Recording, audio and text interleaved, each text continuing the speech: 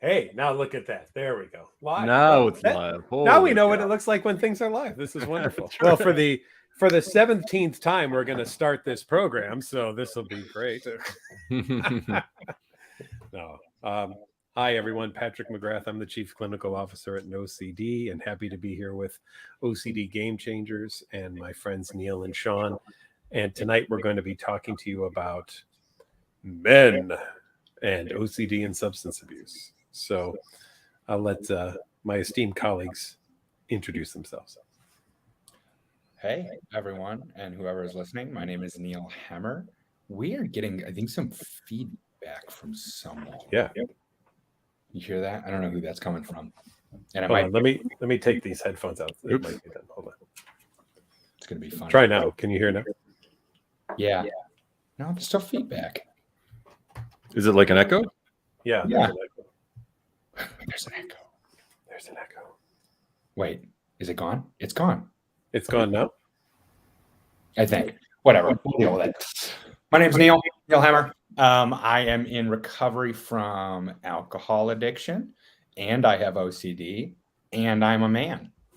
So this night is specifically tailored to me. I'm super happy to be here. Compassionate Connections has a really special place in my heart. I think it's important that we talk about these things, right? And not only men's issues, right? But the way that we perceive the world and breaking those molds and addiction and OCD and all destigmatizing just across the board is huge for me. So I'm happy to be here. I am glad that, hey, Brenda. I'm glad that I get to be a part of this. I'm excited to talk about man stuff. Manly men. Good. I'm just hearing the song from 2.5 Men just go in my head. That's all I hear is every time you say that. So I'm happy to be here as well with Dr. McGrath and Neil. And my name is Sean Shinnock. I run the Draw Your Monster and the Monster Initiative, and I'm an artist, and I'm also an advocate in the OCD mental health community. And again, just like my two other co-hosts said, I'm really happy to be here and really interested in talking about this subject matter and what it's like to be a dude and struggling with binge drinking and self-medication through alcohol in my 20s, and talking about those experiences with these two kind gentlemen and everybody else who's watching. So I'm here. I'm ready. Good. And Brenda, you can stay. You're just going to hear it from our perspective. That you're welcome to stay. So, and Brenda, very soon, Brenda's Dr. McGrath will I'm out of here. Expand on. We're doing we're doing a female night very soon. So absolutely stay for this, but also tune into that. The first thing we should address is Sean doesn't even know how to pronounce his own last name. If you could pronounce it correctly. Your last name is one of the great mysteries of the OCD world. It's what everybody hates. It's a gray area. Mm-hmm. Right. There's no black and white about it. There's about 7 different ways to say it. And I guess depending on your mood and your energy level, it's said differently. So I'll let everybody give a stab at it when they come say hi to me someday. I don't know. Yes. We'll be live soon, so that'll be great. Well, thanks to both of you. I'm so glad to have you guys here tonight to chat. And I've got a few things in my head, of course, that we can kind of discuss and go over. But one of the first things that I wanted to maybe address with all of you is, do you feel at all that, and of course let's be honest, tonight we're going to speak in some stereotypes, right? So that's just going to happen tonight as part of this, right? So, but do you feel at all that there's a bit of a stereotypical kind of male aspect of growing up or culture into maybe the development of substance abuse issues or things of that nature?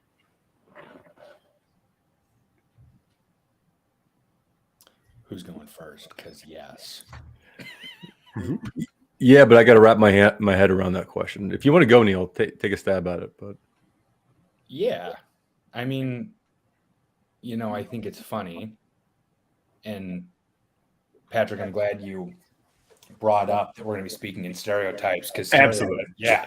I mean, I think that's the whole thing, right? And my work in the therapeutic field is directly related to destigmatizing what it means to be a man, what it means to be a woman, right? What all these stereotypes mean for us and what gender identity is, and right, like that whole complicated mess. But yeah, I started abusing drugs and alcohol with nicotine when I was 13. And that's because I grew up and both of my grandpas were cigar smokers, pipe smokers, right? And that was mainly to me, to like as an impressionable 2, 3, 4-year-old, right? It got embedded in my brain that the pinnacle of manhood is this boys club, right? Is this metaphorical, wispy, ethereal thing that if I was going to be a man, I was going to be smoking cigars, right? So my addiction journey, my whole thing began when I was 12 by like smoking crappy gas station cigars because I wanted to fit in, because I wanted to be a man. Interesting. Yeah, mine comes more from the fact that I just had it drilled in me. I don't know whether it was me being a boy growing up or just the sport, the culture of sports or whatever that we get ourselves into, but just being strong and not asking for help is an option for me. And I never really thought that there was an option for me to be, quote unquote, what would have been looked at as weak or potentially vulnerable. I grew up in Central Ohio. I mean, it's not, the location doesn't matter. I mean, we pretty much probably the same wherever you go. But I played a lot of sports and was trying to be relevant in my peer group, and the people who I saw being relevant were probably on the far edge of the spectrum in terms of masculinity, hypermasculine, and very competitive and very successful and respected in some ways and feared in others. And a lot of those guys seemed to have their shit together and weren't really asking for help or weren't in a lot of pain, at least on the surface. So the way that I kind of grew this identity, and I was struggling with a lot of grief. So, the reason why I self-medicated is complex and layered. It's OCD, it's grief, it's self-worth, but a lot of the issues that really are at the bottom of why I felt like I needed to escape were from self-worth issues and not feeling like I manned up to where what I thought people wanted me to be, or society needed me to be, or I was completely lost, and I felt like a kind of a very weak boy, young teen, and that really messed with me. And then as soon as it led to a lot of pain, and it led to a lot of prolonged pain because I refused to ask for help or show weakness outwardly in any type of way. So I dealt with a lot of pain silently and secretively, and it just got to the point where I felt like I didn't feel like anything. I experienced drinking and I liked it, and it made me feel part of the clique, and I felt like not, it was an illusion that I had like things together, because I clearly didn't, but I felt confident. I felt like I could speak clearly, and I was funny. I was what maybe women wanted or were seeking in a mate, possibly, in terms of confidence and strength and stuff like that. And I was like that when I was hammered, and I wasn't like that when I wasn't. So that was definitely one of the aspects for me. I'm glad Margaret's listening in, because I remember her telling the story too when she was talked about Riley, and how when he drank, he had a half hour or so of clarity from OCD, right? Absolutely. But Of course, for others, it's also a half hour maybe of not self-loathing or feeling confident because you've had the Mhm. substance in you, you know. So it's eh, one thing I've said, and I think I've said it on here, but I'll say it again. There's always a good excuse to use, right? If it's a Mhm. bad day, if it's a good day, if it's a rainy day, if it's a sunny day, if it's a fun day, if it's a That's a boring great day, point, um, Patrick. and and so when you find the end all be all cure all, especially at a young age, that makes you, as you said, Neil, fit in to the crowd, and Sean, as you said, makes you the ladies' man, maybe, and at Mhm. least feeling Yeah. that way. Yeah. Why wouldn't you? Why wouldn't you use that then? Because it seems to tick all the boxes of this solves every problem. Mm. Oh, especially, I mean, yeah, and nicotine was just where it got started for me. The alcohol came, and not only did I feel, manly and powerful and more confident than I'd ever felt in my life, right? Too confident. Yeah, it was a cure all, and it did. I mean, I think, you know, alcohol marketing, drug marketing in general, right, is really good at making you believe that this thing is what you're looking for, whatever that is, right? And Mhm. when that was something we went over extensively in my inpatient treatment, in my rehab, was that like the subliminal messages in commercials and movies, right? That you always see James Bond drinking a martini, right? That's what he right. And in real life, if James Bond was a real person, he'd be a raging alcoholic. He has like 8 martinis a day. That's a lot of martinis, Mhm. right? That's all that man drinks for some reason. But Mhm. growing up, those messages, whether they're intentional or not, subliminally is like, that's what manhood is, right? I thought I'd be drinking whiskey until the day I died. I thought I'd be on my deathbed with a bottle. Um, and that was fun for me, right? To Yeah. think about it. I was like, oh my, I can't wait for that future. That's like the manly way to go out, Mhm. is with a cigar and a whiskey in your hand, right? Yeah. Um, and still, even when I say it, I'm like, yeah, that's not right. But it's this subliminal messaging that we've gotten our whole lives about what manhood means. Now you have OCD come into the picture. Where for the two of you did substance play a role in quieting your OCD or slowing it down? Was that a part of it?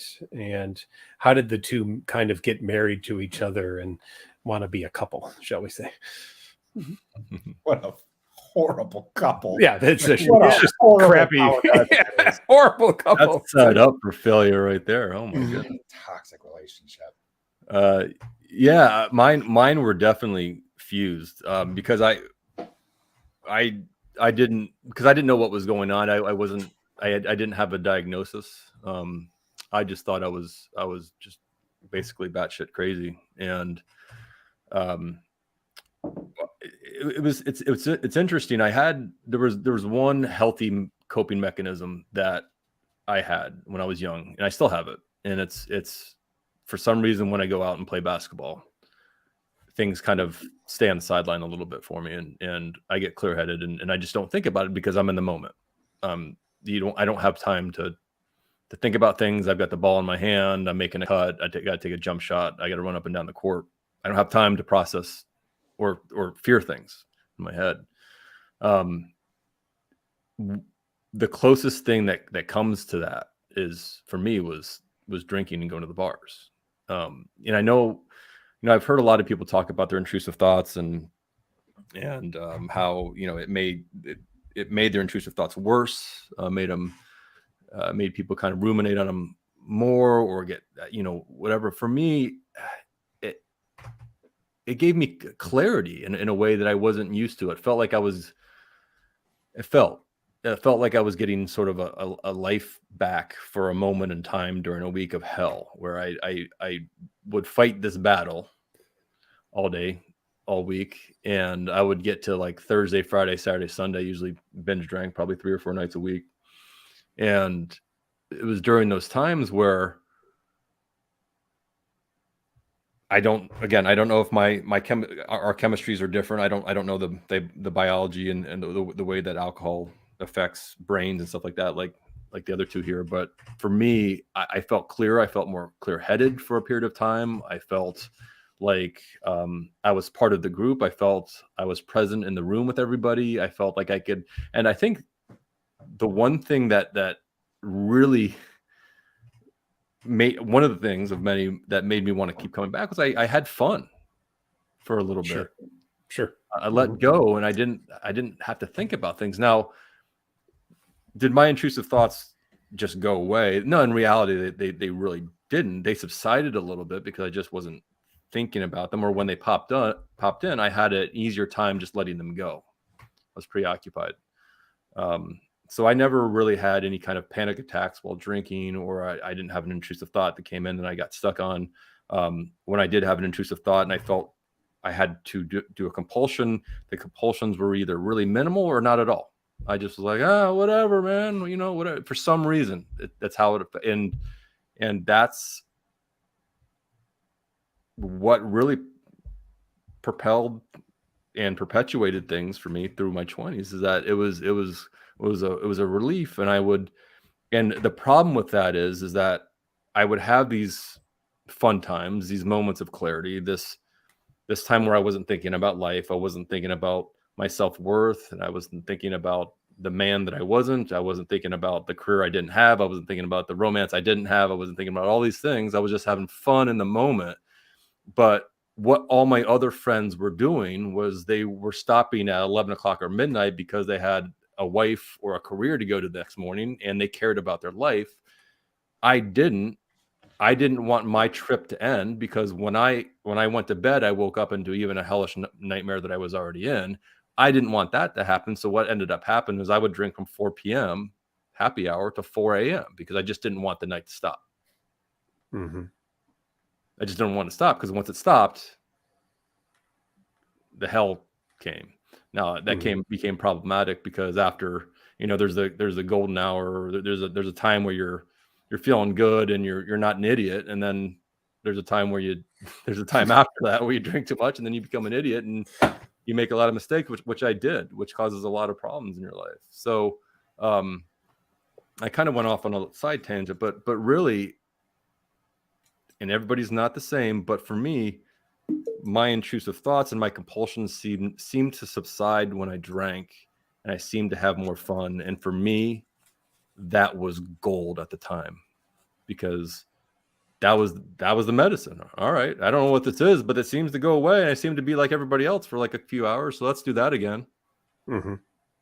So it was, yeah. I mean, it's instantaneous. I remember my first sip of Coors Light when I was 13. I remember the night. I remember how warm it was. I remember me thinking, okay, my dad just bought a 12-pack of beer. I can definitely sneak 3 away, which makes no sense. That's not a lot of beer, and he was definitely going to catch me anyway. But whatever. I was like, I got this, right? There's no way he's going to know.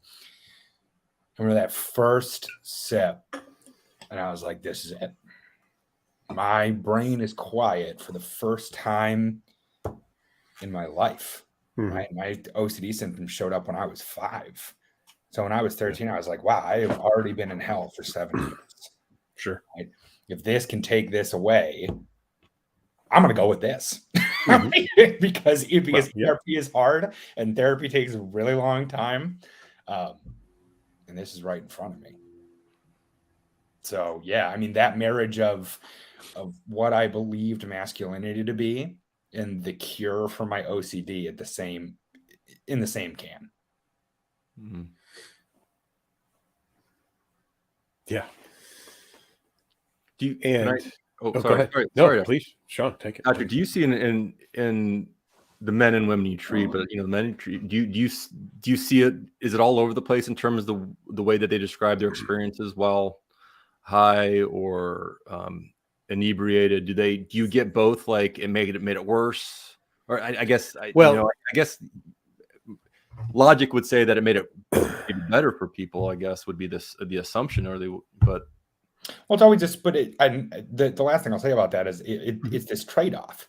Yeah. Right. Like I knew my day after me drinking was going to be horrible, like was going to be absolute hell. Yeah. Right? Mhm. But then I knew, okay, if I can just get through this 6-hour period of my day where I don't drink and I'm having constant panic attacks and I have to hide from everyone that I look like I'm dying, right? Like all those things. If I just go through the 6 hours, I can get back to drinking. That's a right? great And point. then all of that pain is going to go away. That's a great point. I made a comment where I didn't have panic attacks the night before, but I tell you what, when I did have the panic attacks, it was the day after.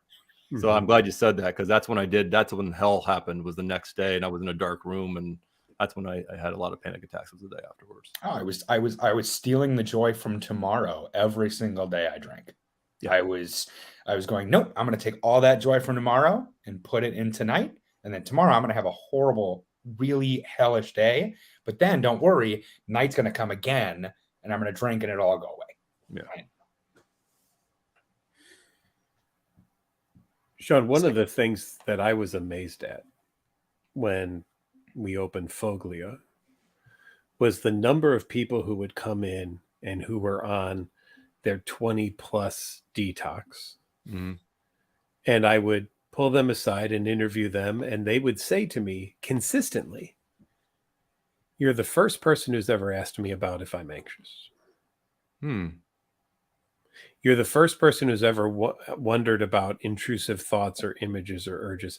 I've never told anybody about them before." That's right? really interesting. Not gonna lie. So the amount of secrecy and the assumption that because the presenting issue is chemical, right, is drug or alcohol, that is the problem, without the amount of time needed to really search, why does this keep happening?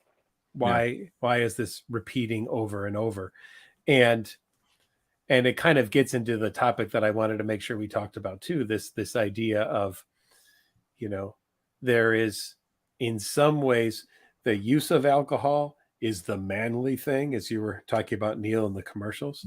But then if you suddenly lose control of alcohol, your moral fortitude has fallen or something, and how dare you not be able to control yourself and do these things. And you can only be fun Neil and fun Sean at the party for so many years before it's like, hey guys, why don't we grow up a little bit here? It's funny, you're right, because you start off as kind of the buff guy, and then you turn into the buffoon.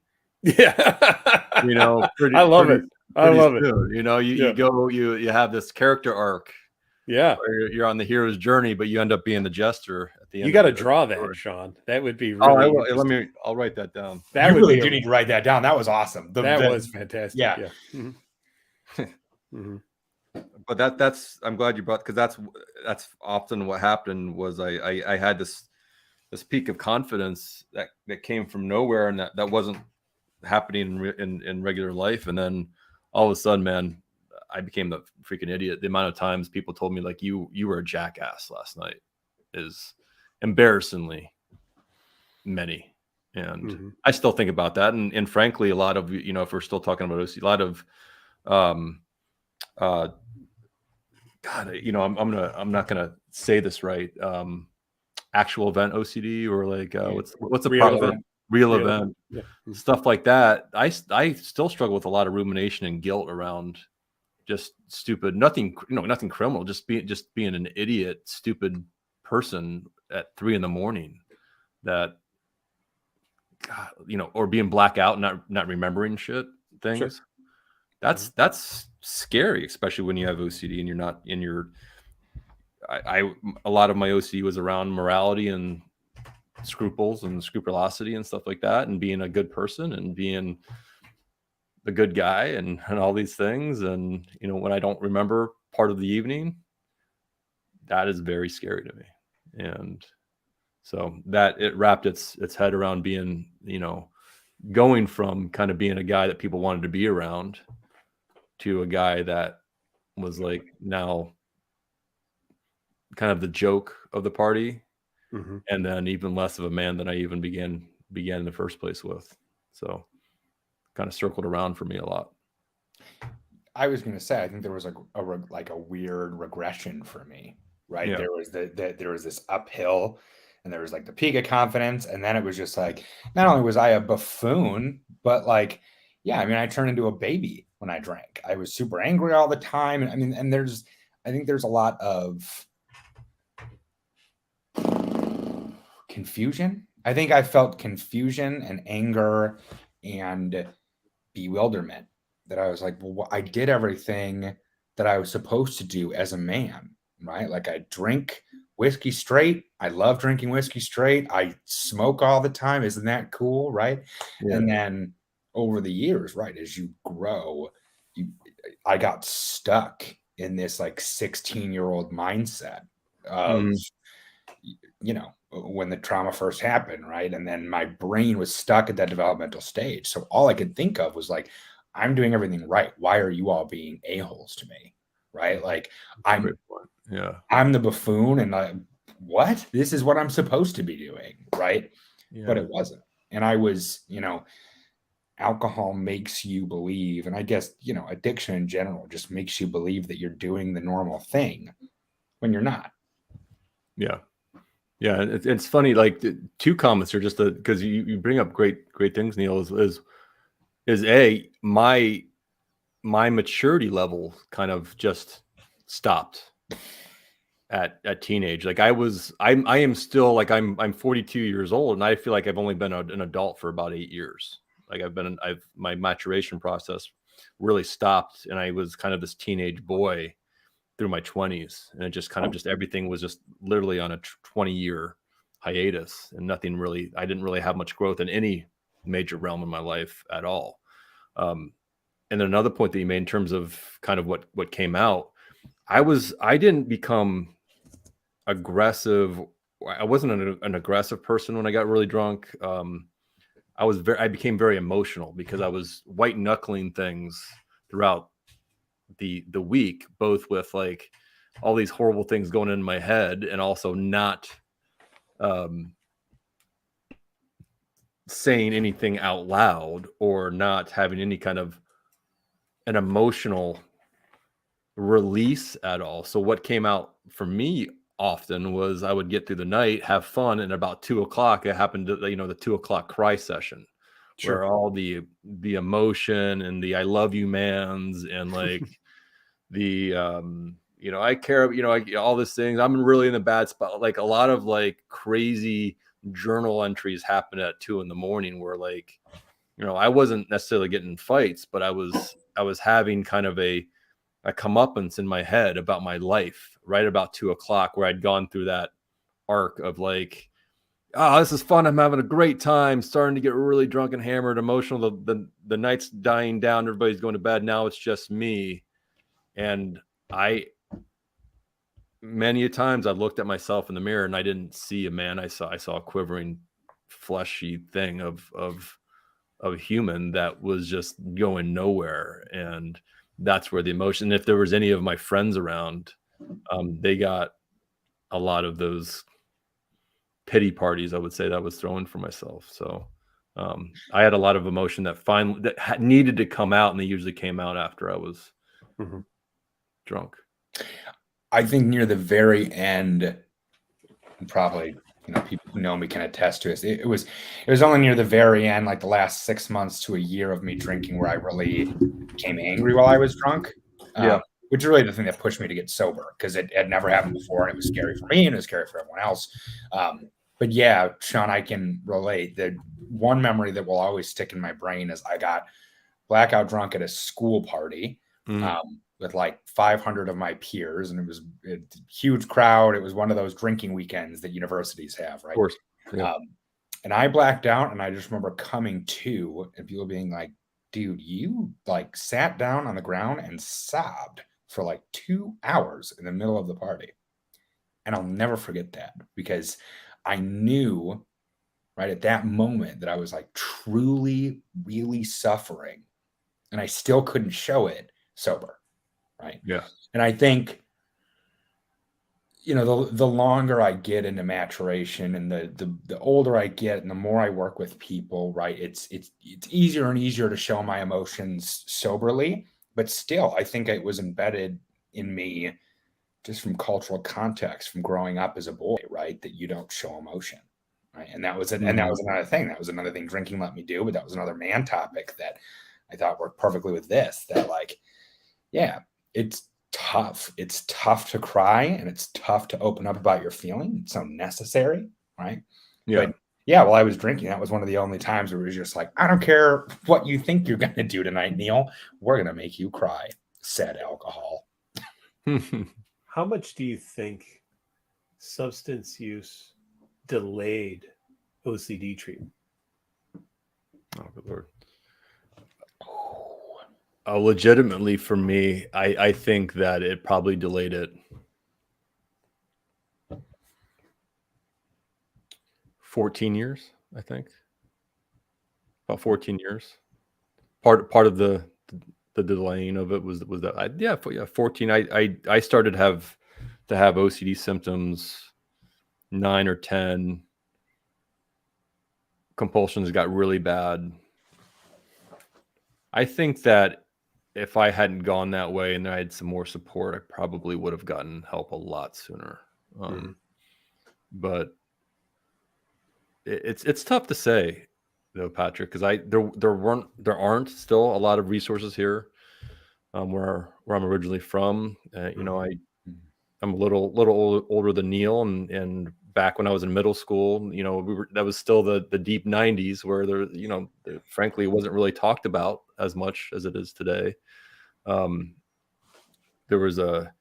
was basically a binary of like insane asylum shackles and totally mentally healthy. And if you weren't this one over here, you were the person in the padded room, and that scared the crap out of me. So I was like, I ain't never gonna be that guy.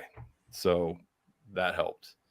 The deep and so when I went to a party for the first time, I actually, you know, I guess comparatively, I didn't start drinking until I was 18 or 19. But when I found it at 18 or 19, that was what I needed. Not what I needed, but that's what helped at the time. And I didn't finally break down and ask for really the help that I needed until I was 32. And the funny thing is, I had therapists in my 20s. I saw counselors. I had psychiatrists, but I refused to say anything to them about what was actually going on. Like I didn't tell them about drinking, and I didn't tell them about OCD and intrusive thoughts, or at that time, intrusive thoughts, because I didn't know it was OCD. Sure. I would just say things like, you know, I'm not feeling great, or I didn't really have the vocabulary. I was never really taught the vocabulary about how to talk about emotions as a young guy. Okay. So I guess that's another point. But so I had about 14 years until I finally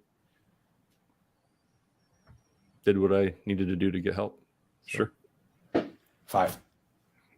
I know the exact number because I know when my worst episode started. And I remember thinking to myself that it was so heinous and so taboo that there's no way I'll be able to treat it with in vivo stuff, right? With like in person doing things, physical exposures, right? Have been all of my episodes up until this last one. And I thought, shit, I might as well just drink myself to death. I might as well go out kicking. Yeah. I mean, and that was one of my thought. I was like, there's no way I'm going to get treatment for this. There's no one who can treat me. And it's fun, but it's funny, Sean. Like I had been to treatment too. Oh, actually, it probably took longer than 5 years. I just got fired by a therapist once for smoking weed. They were like, "You can't longer than while we're like going through treatment. Like you've come so far. Why are you doing that?" And I was like, "I'm 16. I'm a grown man. I'm allowed to smoke weed if I want to." And my therapist was like, "Okay, well, you're not seeing me anymore because that's not how treatment works." Yeah. Okay, so probably delayed it more than 5 years, but yeah, I mean. Definitely, I tried to drink my OCD away definitively for 5 years, from 20 to 25. And I got clean. At some point, I'd like to ask, you know, again, both of you about because I have an additional level that I never really call addiction because I don't know how to classify it, but I feel like it was a dependency. And that was in addition to, so one of these psychiatrists that I saw when I was 18 or 19 prescribed me benzodiazepines. And so in concert with drinking, I was on benzos for my 20s. So I basically not good for you, right? Yeah. So, you know, and I still have, you know, so I didn't take them recreationally. I didn't take them more than I needed to, but I mean, it was it was an emotional dependency that I still have today, you know, that I would carry one in my wallet just in case I had a panic attack. So benzos, the only drug that works even if you don't take it. You're right. Exactly. So in addition to the alcohol, I was on benzodiazepines for 12 years. So that's how, I guess another reason why it was delayed is because I was getting through life well enough with those two mechanisms that it didn't come to rock bottom until much later than maybe it would have. Sure. It originally came to rock bottom, and that's what they gave me was benzos. I was a bad place. I drove around my city for about 8 hours looking for help. I didn't know where to go. I drove around my city in my car, filled up twice with gas, and finally went to a mental health or to a hospital emergency room because I was having a panic attack, and they gave me benzos. I was like, "This is wow! What a sweet little cure in a pill." And so that delayed things too. And I don't know where that comes up in this conversation with substance use and addiction and dependency and all that fun stuff. No, it plays a role. Yeah. I think the more I work in the mental health field, the more I realize that anyone or anything that says they have a cure-all is wrong. There's a catch. there's some sort of insidious, heinous catch. If someone was like, here, just take this pill every day for the rest of your life and all your problems will go away. Yeah. I don't like that. Yeah. You know, that back pocket benzo that's in a baggie that you've sat on so many times now is powder, and you'd have to actually snort it even if you were going to take it after 12 years, you know, because it's not even a pill anymore. Yeah. It's so funny that you say that, Pat, because that's what I did. Yeah. I had a Ziploc bag and I would put 2 in and I'd wrap it up. Yep. And they would go into, you know, the jeans with the small pocket. Yeah. Oh yeah. The big one, but the small one. Yeah. You put like a quarter in. I would shove it in there at night that I go out, or I would put it in my wallet, and about 3 months later, I would find it to be all crushed up, but I still use it. Yep, exactly. So you didn't tell me that, but you and everyone else has done that who has been on long-term benzos. And I think and Neil, I appreciate what you said, this idea of a cure-all, because the reason I think benzos have been so popular is because they work so well. Yeah. Right. And that's their greatest benefit and their worst downfall for people who have anxiety. Right. Because though they work so well when you start using them, you need more of them over time to get the same feeling of over time. Oh, yeah. And what you also notice, of course, is the level of stressor that you have to cross to feel like you need the benzo gets lower and lower and lower over time too. So Neil, I wonder about, and correct me if I'm wrong, please. But that 5 years ago heinous thing that you said you had, that you were like, well, I can't tell anybody this. I wonder if you had not been on substances, if it would have felt as heinous as it was. And if your thresholds for things had just over time gotten lower as an excuse to use more substances over time. Because when you find something like drugs or alcohol that works so well, you want more excuses to potentially use them, right? So there's kind of this reciprocal relationship there. Totally. Yeah. No, I think you're spot on. I mean, and also, I mean, I don't even know if I needed that heinous OCD. I mean, my OCD has gotten as everyone's OCD does, it just each episode is worse than the last because OCD is like, well, how can I like really ruin your life this time? Right? I failed those last 3 times. What's your next episode going to be? But no, I don't think I needed that heinous thing, right? I mean, any minor inconvenience. I remember, and so I was in a relationship for about, well, officially 6 months, but unofficially 2 years with this woman while I was at my worst. And I remember this day like it was yesterday. I don't know why it sticks out, but it speaks to the low threshold. We were watching a movie and I didn't like the movie. And instead of just saying, why don't we just watch a different movie? I took like 10 shots progressively over like 2 hours. That's a lot of shots in 2 hours still. But instead of just like the threshold was that low that it was like, man, I really don't like this movie we're watching. And so instead of just communicating that, minute amount of distress was just like, I need to rail 10 shots right now. Like, oh yeah. Yeah. Yeah. And I'm kind of thinking about my just on a small little tangent, just talking, we're talking kind of men in competition and stereotypes and stuff like that. There was a lot of like, posturing and peacocking at the bar, who can drink more shots than the other person, the guy who can take the beer down in one gulp, and there was a lot of that going on. I remember, you were the cool dude if you could throw down 3 or 4 in a row and still kind of walk around being the guy. I remember those days. Just a lot of things that I thought was cool at one time in my life. It was interesting. Well, and I think that, so even, OCD will never be an aside. Obviously, this is OCD Gamechangers, but OCD aside, that like men who struggle with addiction, I can't speak to the woman experience and I can't wait for that night to happen. But so many times I would do something incredibly dumb or I would way over drink and my guy friends would celebrate me.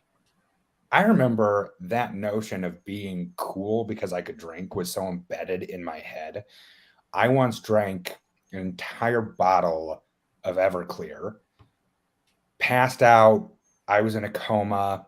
I almost cracked my skull open. They had airlifted me to a special neuropsych unit. I had a 50-50 chance of living. I remember waking up from my coma the next day, and the doctor being like, you are lucky to be alive. You have coin flip of making it through the night and a 30% chance that you come out of this totally unscathed. I'm deaf in my right ear. That sucks. That's a really small price to pay. But I remember walking out of that ICU and being like, I'm invincible. This proves it. This proves it. My BAC was a 0.38 and I lived. I'm invincible. I'm a god. That's amazing. Right? There was nothing at the time. I was so deep in my addiction, nothing was wrong with it. And I felt like more of a man because I had gone through it. Yeah. Yeah. Bring it on, right? Yeah. Right. Bring it on. Yeah. We hear that term then, and I think that this almost displays that toxic masculinity, right? Where yes. when it crosses the threshold now of if I can almost die and make it through, look what it proves. And I've heard this on the other end too. I've talked to heroin addicts who say, when my buddy almost dies from an overdose, I want to know who his dealer is because that one figured out the mix, right? Oh, interesting. It brought you to the edge, but it didn't take you over. That's who I want to buy from, right? That's bonkers. Yeah. Right. But it's not, but right. I mean, but real, but very real. Yeah. Absolutely. No, I think that, well, actually, Dr. McGrath, I should ask you. Do you have a question about the toxic masculinity thing? No. If you want to jump on it, go right ahead, please. No, I've these last 2 years specifically, 2 years, 1 month, and 1 day, I've been sober. I was talking to my friend today, and I was like, that's kind of cool. There has just been all of the unlearning of the toxic masculinity. I don't think I don't know if I had it all growing up, and I look back at that time, and I always think I've been a very kind of feminine sort of guy, but looking back on my heavy drinking, it has all been fueled by my need to be the manliest man. And I think, that word gets thrown around a lot these days, and I think it's often misused or overused or misunderstood. But yeah, I mean, if you hear it anywhere, hear it from here. Almost dying is not manly. It doesn't make you manly. And that story is the epitome of toxic masculinity. And I think me drinking as much as I did, and at the age that I did, was the epitome of toxic masculinity. And like you said, Sean, a bunch of posturing, right? Your buddies are all egging you on, right? And unmeaningfully. Yeah, they're not doing it in a malicious sense at all. That's just what we've all known for so long. Right. Yeah.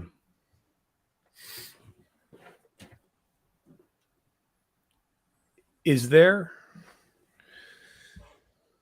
anything to say, if someone's going to watch this, someone is self-medicating their OCD with substances now and feels stuck and maybe doesn't think ERP or therapy can be helpful, and for the two of you who have at times been at that level, right, where you're just, well, this is it. What can you say to someone who's there? I mean, just to kind of maybe nudge them a little bit in a different direction, right? I mean, how do you, or maybe on the flip side, was there something anyone could have said to you at that point too that could have done this? Or were there points where it was just like, I'm not listening to anything. This is. I was to a point, Patrick, that I don't think that there's anything that could have happened that someone could have said to me verbally to make me change. I personally had to get there myself. Yeah. On some level. I had a lot of hard conversations with friends, and I had a lot of hard conversations with my father that at the time, at that moment, kind of like, yeah, whatever. But then I just went back to the same old ways the next day. I think so. I think there's ways to plant seeds in people that are struggling, to let them know that you're there for them, that what they're doing is unhealthy and it has repercussions. And but my behavioral activation, what I had to do to finally actually make things change was I had to pull up the reins and do it myself and come to that conclusion myself. It was kind of like my dad is going to yell at me all day long to clean up my room, and because he's just yelling at me to clean up my room, I'm not going to do that. But when I get to the point where like I want a clean room because this is horrible to live in, that's when my room got cleaned. And that's just the type of guy that I kind of am, that I'm trying to get less rigid about and perfectionist. But I had to get to a point where like I had to realize somehow that my life was worth it, even if it was just me telling myself that, whether it was believing it or not at the time. I had to want to live. And there was always this some sort of there was a part in my head or my heart or soul, whatever we got going on inside us, consciousness, whatever, that I always purposefully held like this little light of like unknown, kind of like this unknown light of I called hope, like thing where I didn't know what it was. I didn't know what the hope was. Like I didn't know, because I had thought that I'd kind of lost all agency. I didn't have control over my future anymore. And that's when, for me, that's when the hope was lost the most, when I lost any kind of control over my own situation. But I always allowed some sort of space in there, because ultimately I wanted to live. And I think ultimately why I was in so much pain is because I wanted to live life so badly. I wanted a career. I still want to be the man that I want to be. I want to have healthy relationships in my life. And I had to get to a point where, like, damn it, it's going to be a lot of work and I'm scared right now, but I'm going to pursue that. And the first thing to do in order to pursue that is to ask for help. So I had to ask for help first. Thanks. I have a million thoughts on this. There's about 18 that come to mind immediately. But I'm a stubborn jackass to this day. I'm extremely stubborn, and I hate myself for it, and I know it. I know I'm stubborn, but I hit rock bottom after rock bottom after rock bottom after rock bottom, looking for the answer of how to end my suffering, right? How do I stop drinking? How do I get to the career, the family, everything that I want for my life? And it felt like addiction was the way to get there, right? And in some weird subconscious space in my brain, I was good at what I did because I drank so much, right? I could connect to people so easily because I was this vagabond, right, person. Something that I heard in treatment at the Foglia Center in Elk Grove. Sobriety delivers on all that addiction promises. And it's true. I found happiness, I found health, I found success in my sobriety. And that's what I thought my addiction was giving me. And it never was. It was leading me to death. I think all of the yelling was helpful. I also think all of the support and loving places to land were helpful. It definitely is an extremely personal decision, but I think if anyone's listening and there's some dude out there who's like, man, I want to be a manly man and drink whiskey for the rest of my life. Well, one, you're not going to be living long. And two, take small steps. Right? My first step to sobriety was going to SMART meetings. Before I even went to Foglia, before I went out to see Chrissy, before Chrissy told me that she'd be writing my eulogy if I didn't stop, or obituary, if I didn't stop drinking the way I did, before all of those numerous other rock bottoms, I started to go to SMART recovery. SMART recovery was the thing that led me to go out to Denver, the thing that led me to go to the Foglia. Just small incremental steps to try to change the way you live, right? Working towards that ultimate goal is all you can do, right? And I guess one other thing, my friend sent me this song. And it's not like we can just like play the song on out, but it's Leave a Light On by Tom Walker. God, I hope he hears this and like sponsors or something, and I get to meet him. But it's this beautiful song about addiction, about how, if anyone ever needs a place to stay, right, I'm going to always leave the light on for you. My friend sent that to me, and like Sean was talking about, that little bit of hope, that little bit of like, man, whatever I do to screw up my life, this friend is always going to leave a light on at the end of the night for me, right? Was huge. So yeah, I think support systems, and I also think just that notion of sobriety delivers on everything addiction promises. I've always kept that in my heart, and that's what I say to everyone who's still struggling with it. Mm-hmm. I like that. Well, whatever you call that quote. I don't know who coined it. I like that, though. I don't know who said it either. Yeah. Well, God, that was a fast hour. I do want to be respectful. Is it over already? Time. It's really, yeah. I was digging that. I'll be honest with you. I was really nervous for tonight's conversation. I'm not going to lie to talk about it. I thought it was going to be not bad, but I thought I was going to struggle through it. But I really must say I enjoyed the conversation with both of you. Thanks, and Patrick, thank you for having such insightful, awesome questions and backing us up and everything. It's great. Happy to do so. Thank you for making it as an easy interview. So it was wonderful. So we will be back the first Monday of each month with a different series and a different webinar, all topics related to OCD addiction. I think, Patrick, you're right. Our very next one is the ladies' night, right?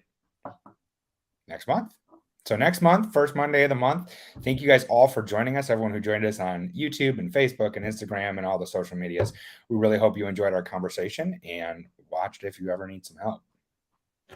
Have a great night, guys.